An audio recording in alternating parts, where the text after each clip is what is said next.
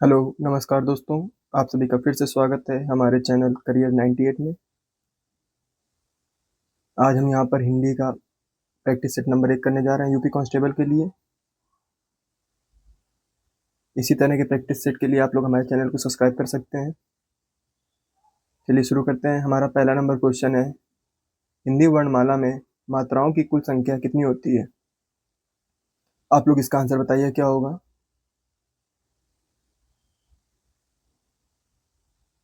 तो इसका हमारा आंसर होगा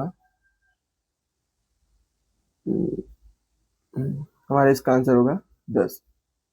हमारी हिंदी वर्णमाला में मात्राओं की कुल संख्या 10 होती है। हमारी हिंदी वर्णमाला में स्वरों की संख्या कितनी होती है? स्वर होते हैं 11। जो छोटा आ होता है, इसकी कोई मात्रा नहीं होती। ये सभी वर्णों के साथ साथ में लगा हुआ होता है, जुड़ा रहता है।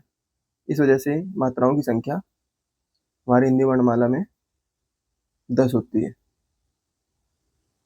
चलिए आगे बढ़ते हैं अगले क्वेश्चन की तरफ। हमारा अगला क्वेश्चन है, अपभ्रंश के वाल्मीकि किस कवि को कहा जाता है? बताइए आप लोग इसका आंसर क्या होगा। अपभ्रंश का वाल्मीकि किस कवि को कहते हैं? तो हमारा इसका आंसर होगा स्वयंभू। स्वयंभू को अपभ्रंश का वाल्मीकि कहा जाता है। हमारे हिंदी में अपभ्रंश जो होते हैं, ये 7 प्रकार के होते हैं। इनके नाम कुछ इस तरह होते हैं। नंबर 1 सौरसेनी अपभ्रंश, मागधी अपभ्रंश, अर्धमागधी अपभ्रंश, खस अपभ्रंश, ब्राह्मण अपभ्रंश, पैसाची अपभ्रंश और महाराष्ट्रीय अपभ्रंश।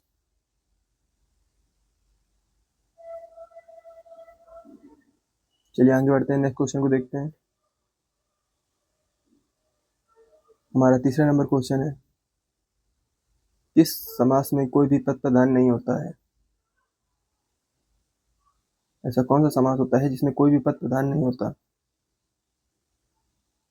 इसका बताइए आप लोग आंसर क्या होगा।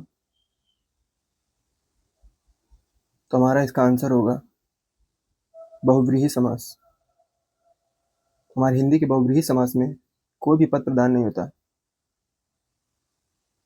इसमें कोई अन्य पद ही प्रधान होता है। पदों की प्रधानता के आधार पर समास जो होते हैं हमारी हिंदी में, वो होते हैं 4 प्रकार के।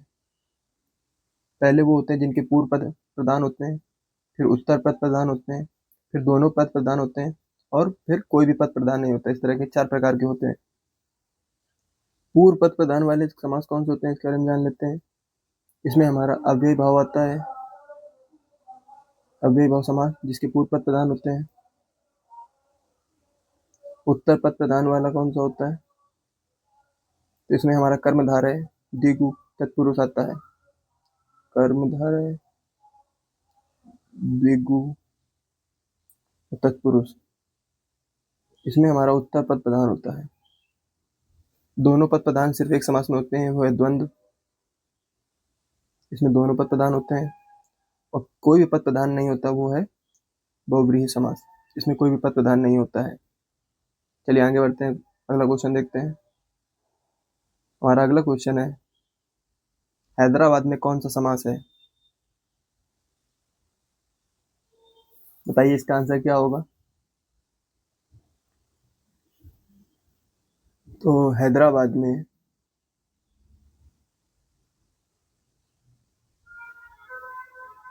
तत्पुरुष समास है। तत्पुरुष में भी इसमें से करण तत्पुरुष समास है। हैदराबाद का आप इस तरह से समझ सकते हैं कि हैदर के द्वारा आबाद। हैदर के द्वारा आबाद, के द्वारा करण तत्पुरुष समास में आता है। इस तरह करण कारक है के द्वारा, इस वजह से यह करण तत्पुरुष समास है। चलिए आगे बढ़ते हैं, अगले क्वेश्चन को देखते हैं। शोभित कर नवनीत लिए, उतरनु चलत रेन तन मंडति, मुख दधि लेप किए। इसमें कौन सा रस है, आप लोग बताइए। इसमें रस बताना है। तो हमारा इसमें वात्सल रस है। वात्सल रस में माँ का बच्चे के लिए प्रेम दिखाया जाता है।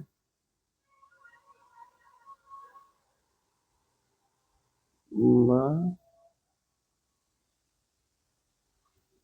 माँ का बच्चे के लिए प्रेम होता है वात्सल्य रस में। हमारी हिंदी में जो रस है वो जो है स्रा धातु में अच प्रत्यय लगा करके बना है। वर्तमान हिंदी में कुल रसों की संख्या कितनी है? वर्तमान में कुल 11 रस माने जाते हैं। भरत मुनि के अनुसार हमारे 8 रस हैं। 9वां रस जो कि शांत रस है, इसको अभिनवगुप्त ने जोड़ा है। वर्तमान में वात्सल्य रस तथा भक्ति रस को भी रस माना जाता है। इस हिसाब से रसों की संख्या टोटल 11 हो जाती है। चलिए आगे बढ़ते हैं। हमारा छठा नंबर क्वेश्चन है, रस का सर्वप्रथम उल्लेख कहाँ मिलता है? बताइए आप लोग, इसका आंसर क्या होगा? हमारी हिंदी में रस का सर्वप्रथम उल्लेख नाट्य शास्त्र में मिलता है। इसके रचयिता कौन है ये बताइए? तो इसको भरत मुनि के द्वारा लिखा गया है नाट्य शास्त्र को।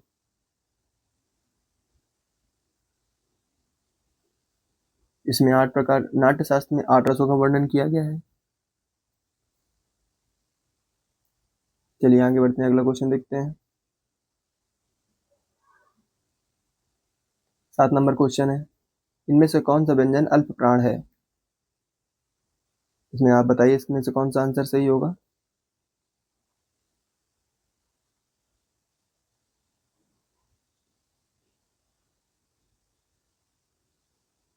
तो हमारा इसका आंसर होगा चा। चा व्यंजन जो है अल्प प्राण है, बाकी सभी महाप्राण है। हमारी हिंदी में अल्प प्राण व्यंजन कौन कौन से होते हैं ये बता देता हूँ। 1, 3, 5 ये सभी अल्प प्राण होते हैं, और 2 और 4 ये महाप्राण होते हैं। हमारी हिंदी में जो 11 लावा आते हैं अंतस्थ व्यंजन, वो भी अल्प प्राण होते हैं। या लावा ये भी अल्प प्राण होते हैं, तथा हिंदी के जो सभी स्वर होते हैं वो भी अल्प प्राण होते हैं। आपसे एक क्वेश्चन और पूछा जाता है कि टोटल अल्प प्राण व्यंजन कितने होते हैं, वर्ण कितने होते हैं? अल्प प्राण वर्ण कुल कितने होते हैं? तो इनकी कुल संख्या 30 होती है। 19 व्यंजन प्लस 11 स्वर। और महाप्राण की संख्या कितनी होती है? तो टोटल महाप्राण, इनकी संख्या हमारी हिंदी में 14 होती है। चलिए आगे बढ़ते हैं। 8 नंबर क्वेश्चन है, अलंकार संप्रदाय के प्रवर्तक किसे माना जाता है?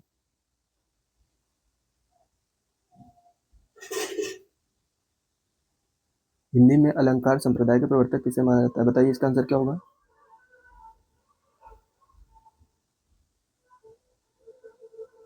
तो इसका आंसर होगा ऋषि भामा। हमारी हिंदी में ऋषि भामा को अलंकार संप्रदाय का प्रवर्तक माना जाता है। भरत मुनि को रस संप्रदाय का प्रवर्तक माना जाता है। विश्वनाथ, इनकी एक बहुत ही प्रसिद्ध रचना है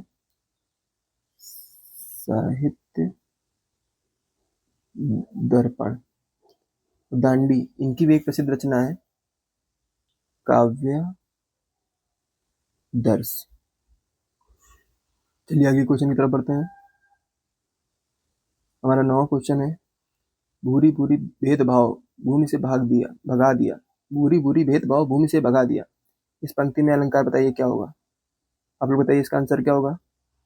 इसमें कौन सा अलंकार होगा?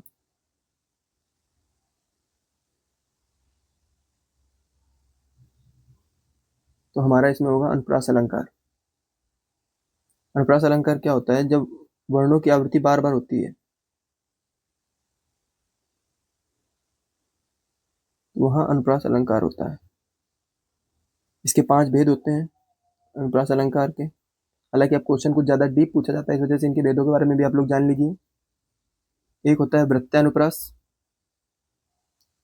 वृत्यानुप्रास। दूसरा होता है छेकानुप्रास। तीसरा हमारा होता है लाटानुप्रास। और चौथा हमारा होता है अनंत्यानुप्रास, और पांचवा होता है श्रव्यानुप्रास।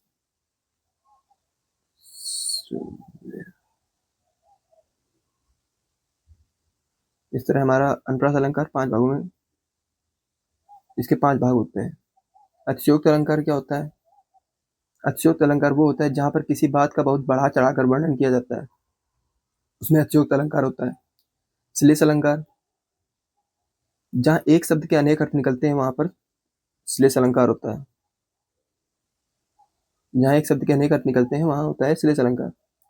और यमक अलंकार, जहां एक शब्द एक से अधिक बार आए और हर उसका अर्थ भी हर बार भिन्न हो, वहां पर यमक अलंकार होता है। चलिए आगे बढ़ते हैं, अगले क्वेश्चन को देखते हैं।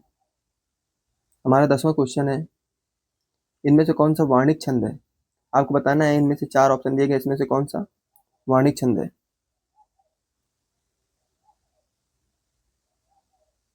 बताइए आप लोग, इसका आंसर क्या होगा? वार्णिक छंद के बारे में आप लोग बताइए, इसका आंसर क्या होगा? तो इनमें से ऑप्शन नंबर ए जो है ये हमारा वार्णिक छंद है। सवैया जो होता है ये वार्णिक छंद होता है। बाकी रोला, चौपाई, दोहा ये हमारे मात्रिक छंद होते हैं। इसमें से जो रोला और चौपाई है ये सममात्रिक छंद होते हैं, तथा जो दोहा होता है ये हमारा विषम मात्रिक छंद होता है, अर्ध सममात्रिक छंद होता है। दोहा जो होता है हमारा अर्ध सममात्रिक छंद होता है। इसका आंसर निशान लगा देता हूँ मैं, सवैया। हमारे रोला में जो होता है 24 मात्राएं होती हैं, चौपाई में 16 मात्राएं होती हैं। जो दोहा होता है इसके विषम चरणों में 13-13 तथा सम चरणों में 11-11 मात्राएं होती हैं। सवैया जो होता है इसमें 22 से लेकर 26 वर्ण होते हैं। सवैया में 22 से लेकर 26 वर्ण होते हैं। चलिए अगले क्वेश्चन की तरफ बढ़ते हैं। हमारा 11 नंबर क्वेश्चन है, जिस छंद के पहले और तीसरे चरण में 13-13 तथा दूसरे और चौथे चरण में 11-11 मात्राएं होती हैं उसे क्या कहते हैं? बताइए इसका आंसर क्या होगा? ये भी हमने पीछे पढ़ा है, तो हम उसको दोहा कहते हैं। दोहा के विषम चरणों में 13-13 तथा सम चरणों में 11-11 मात्राएं होती हैं। दोहा का उल्टा जो होता है सोरठा होता है, अर्थात इसके विषम चरणों में 11-11 तथा सम चरणों में 13-13 मात्राएं होती हैं। चौपाई के बारे में पढ़ चुके हैं, इसमें 16 मात्राएं होती हैं। कुंडलियां, हमारे हिंदी में कुंडलियां जो है, कुंडलियां में 6 चरण होते हैं। ये दो इस कुंडलियां में 6 चरण होते हैं। इसके जो पहले 2 चरण होते हैं वो दोहा के होते हैं, बाकी बाद के 4 चरण जो होते हैं वो रोला के होते हैं। ये दोहा प्लस रोला से मिलकर बनी होती है कुंडलियां। रोला इसमें 24 मात्राएं होती हैं। आई होप आप लोग समझ में आ गया होगा।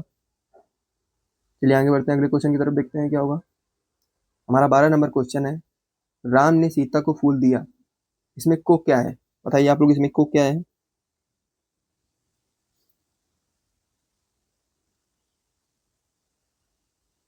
इसमें हमारा को है कर्म कारक चिन्ह। कर्ता ने कर्म को, कर्ता राम यहाँ पर कर्ता है, सीता कर्म है, तो राम ने सीता को फूल दिया, यह है कर्म कारक चिन्ह। इसमें कुछ ज्यादा एक्सप्लेन करने की जरूरत नहीं है, इस वजह से हम अगले क्वेश्चन की तरफ बढ़ते हैं। हमारा 13 नंबर क्वेश्चन है, घर का जोगी जोगड़ा आन गांव का सिद्ध, इसका बताइए आंसर क्या होगा?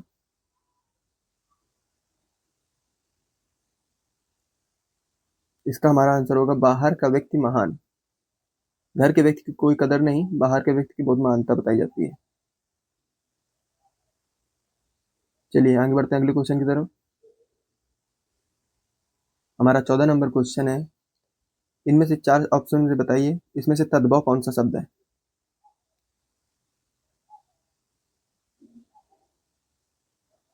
तो हमारा इसका ऑप्शन होगा ऑप्शन नंबर बी, मुंह। मुंह हमारा तद्भव है, बाकी सब तत्सम है। मुख का ही तद्भव मुंह है। अग्नि का तद्भव जो होगा हमारा आग होगा, और नेत्र का तद्भव जो होगा हमारा आंख होगा। चलिए आगे बढ़ते हैं। 15 नंबर क्वेश्चन है हमारा, सुग्रीव का क्या अर्थ है?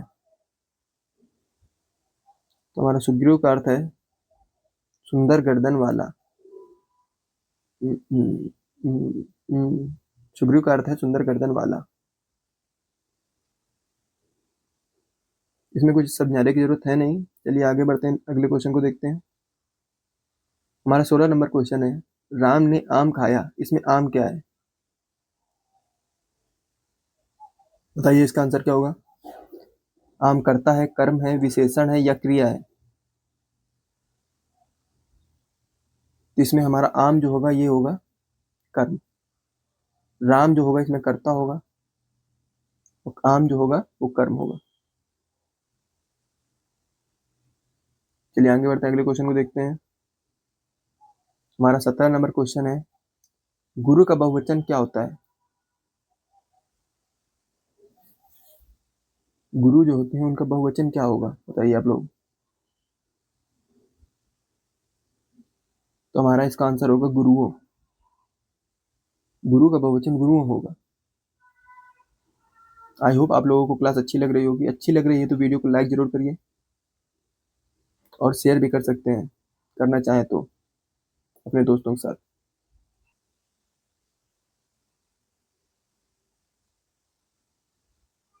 चलिए अगले क्वेश्चन की तरफ बढ़ते हैं।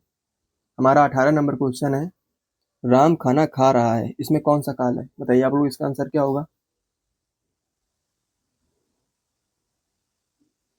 तो हमारा इसका आंसर होगा अपूर्ण, रुक जाइए मैं पेन सेट कर लूँ। हमारा इसमें होगा पूर्ण वर्तमान काल।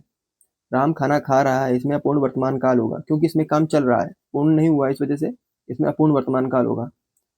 हमारी हिंदी में वर्तमान काल जो होता है वो 5 प्रकार के होते हैं।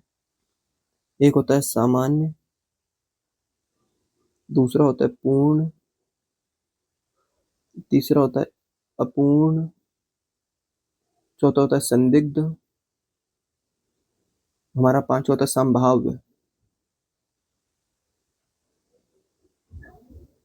हमारा सामान्य वर्तमान काल आप कैसे पहचानेंगे क्या होता है? तो इसमें लास्ट में जो वाक्य होगा उसके आखिरी में ता है, ती है, ते है होता है, वहाँ सामान्य वर्तमान काल होता है। पूर्ण वर्तमान काल कैसे पहचानेंगे? इसमें ये होता है कि कार्य जो है अभी अभी संपन्न हुआ है, जैसे कि मैंने खाना खा लिया है। अपूर्ण वर्तमान काल, इसका भी एग्जाम्पल आप जान लीजिए। इसमें लास्ट में जो वाक्य के रहा है, रही है, रहे हैं लगा होता है। संदिग्ध वर्तमान काल, इसमें संदेह होता है किसी तरह का, जैसे माँ खाना बनाती होगी, इसमें संदेह है, पता नहीं आपको क्लियरली, आपको संदेह है। और संभाव वर्तमान काल, इसमें काम को पूरा होने की संभावना होती है, जैसे कि नौकरानी ने खाना बनाया हो, संभावना है कि शायद बनाया हो, इस हिसाब से। चलिए आगे बढ़ते हैं, अगले क्वेश्चन को देखते हैं हम। हमारा 19 नंबर क्वेश्चन है, भारत किस प्रकार की संज्ञा है? बताइए आप लोग इसका आंसर क्या होगा। तो हमारी भारत जो है एक व्यक्तिवाचक संज्ञा है। जो भी पूरे संसार में एक है वो व्यक्तिवाचक संज्ञा में आता है। हमारी हिंदी में संज्ञा अर्थ के आधार पर जो होता है 5 प्रकार की होती है और उत्पत्ति के आधार पर 3 प्रकार की होती है। आप लोगों से जो पूछा जाए उसके हिसाब से आप लोग इसका आंसर लगा सकते हैं। उत्पत्ति के आधार पर समझ लीजिए कौन कौन सी होती है। एक होती है व्यक्तिवाचक, दूसरी होती है जातिवाचक और तीसरी होती है भाववाचक। जबकि अर्थ के आधार पर इसमें ही समूहवाचक और द्रव्यवाचक और जोड़ दिया जाता है। चलिए आगे बढ़ते हैं, अगला क्वेश्चन देखते हैं और लास्ट क्वेश्चन आज का देखते हैं। भारत भारती के लेखक कौन है, इसके बारे में बताइए आप लोग क्या होगा। आपके क्वेश्चन, आपके पेपर में साहित्य से रिलेटेड भी काफी अच्छे क्वेश्चन पूछे जाते हैं, इस वजह से मैंने इसको डाल रखा है। मैं आपको एक वीडियो कराऊंगा जिसमें मैंने जो हिंदी की जो महत्वपूर्ण रचनाएं हैं उनको वाया ट्रिक में याद कराऊंगा। तो जितनी भी इंपॉर्टेंट रचनाएं हैं उन सबको एक वीडियो में मैं कवर कर लूंगा। चलिए बताइए आप लोग इसका आंसर क्या होगा, भारत भारती के लेखक कौन है? तो हमारा इसका आंसर होगा मैथिली शरण गुप्त। इनकी कुछ और भी रचनाएं हैं उनके बारे में भी जान लीजिए, जैसे कि साकेत, भारत भारती आप लोग जान गए। यशोधरा, पंचवटी, पंचवटी। निराला की भी कुछ रचनाएं आप लोग जान लीजिए, जैसे कि परिमल, कुकुरमुत्ता, अनामिका। ये कुछ इंपॉर्टेंट रचनाएं हैं जो निराला की हैं, सूर्यकांत त्रिपाठी उर्फ निराला जी की हैं। जयशंकर प्रसाद की कुछ रचनाएं हम लोग जान लेते हैं, जैसे आंसू, लहर, झरना, और दिनकर, रामधारी सिंह दिनकर की कुछ रचनाएं, जैसे कि मैं इसको क्लियर कर लेता हूँ। उर्वशी, कुरुक्षेत्र और रश्मिरथी, ये हमारे रामधारी सिंह दिनकर की कुछ महत्वपूर्ण रचनाएं हैं। चलिए आज का वीडियो यहीं पर समाप्त करते हैं। आप लोग बताइएगा वीडियो आपको कैसी लगी। हमारी हिंदी की इसी तरह प्रैक्टिस से चलती रहेगी यूपी कांस्टेबल के एग्जाम तक, जिसमें मैं आपको महत्वपूर्ण क्वेश्चन को कराऊंगा और जहां पर जरूरत होगी उसको एक्सप्लेन भी करूंगा। चलिए, थैंक यू।